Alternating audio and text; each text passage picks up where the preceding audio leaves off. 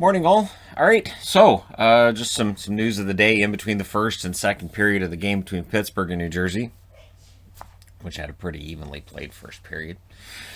Spoiler alert and all that wonderful stuff. But some news today: the Toronto Maple Leafs have put Travis Boyd on waivers. Now they're doing this for cap reasons, cap flexibility. I don't know. Does he pass through, or do the Canucks say we could use another forward? Thank you guys so much. It's possible. And there might be other Canadian teams that kind of say, yeah, we could use it. In fact, there's American teams too, because you don't have the 14-day wait going into the States. They could say, sure, yeah, because he's not getting paid a ton of money. And again, I understand the cap flexibility, and teams are looking forward to the trade deadline and all that. But we'll see if he passes through. I think he's a good, solid bottom six forward, and I mean, it's not like there aren't former Capitals already in Vancouver who know Boyd, so right? But we'll see. Because again, if he gets claimed on waivers, there are some Leaf fans that were not happy to see this news this morning. And it's because he's a hardworking bottom six forward. He can chip in points and goals here and there when need be. And yeah, he's definitely capable of doing his job. And he doesn't cost a ton of money. Speaking of a ton of money, Matt Roy has signed a 3-year extension with this team right here, the LA Kings. Matt Roy is one of the better kept secrets in the NHL. And he is starting to take that next step in his career. So I think it was smart of LA to get this signing done now.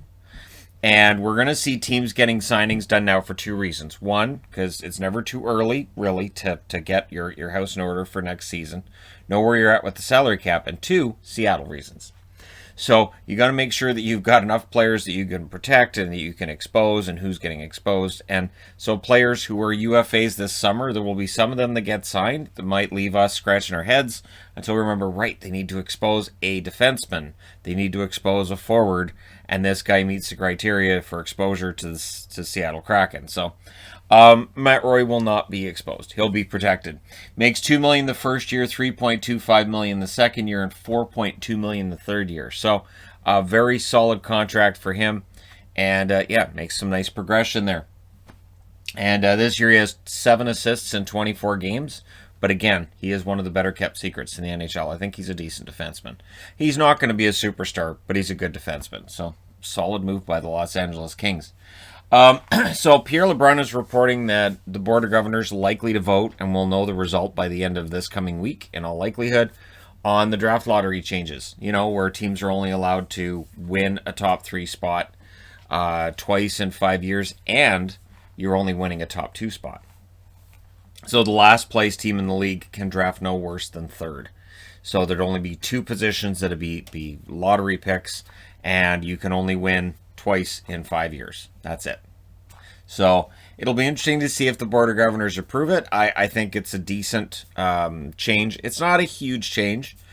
I think there are some that are making a bigger deal out of this than need be. I think it's a solid move. And yeah, it's one of those course corrections the NHL does here and there. And I don't think it'll have a huge effect on the draft lottery.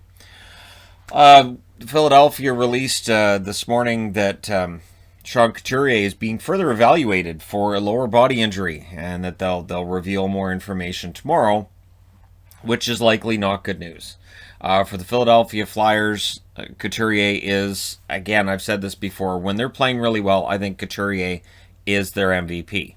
When they're not playing well, either he's injured or there's just something a little bit off. But when he is on his game, I think he is really the guy that drives that team.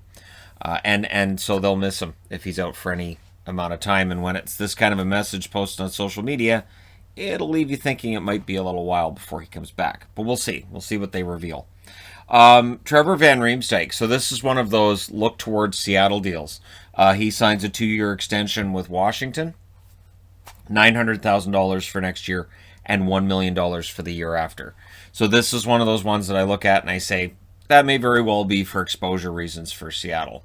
Now they have somebody who has a contract for next year and might be attractive to Seattle as a pick from Washington. So we'll look and see how many of these contracts get signed over the next few weeks to a month. You would think teams would want to be protected once we reach the trade deadline. And they're not going to want to look, say, a few weeks before the actual expansion draft for guys that meet all these criteria, because other teams are probably going to say, oh, okay, well, that's going to cost you. So they want to avoid that. So, yeah, Trevor van Riemsdyk signs a 2-year extension with Washington. It's a good depth defenseman. And again, it now means that he can be exposed in the expansion draft. And since he has term, might be more attractive to Seattle. We'll see what happens. Let me know your thoughts in the comment section below as always. Don't forget to hit like and subscribe if you're browsing your way through. You just happened upon this video. Thank you guys so much for watching, for all your support. I'll talk to you again soon.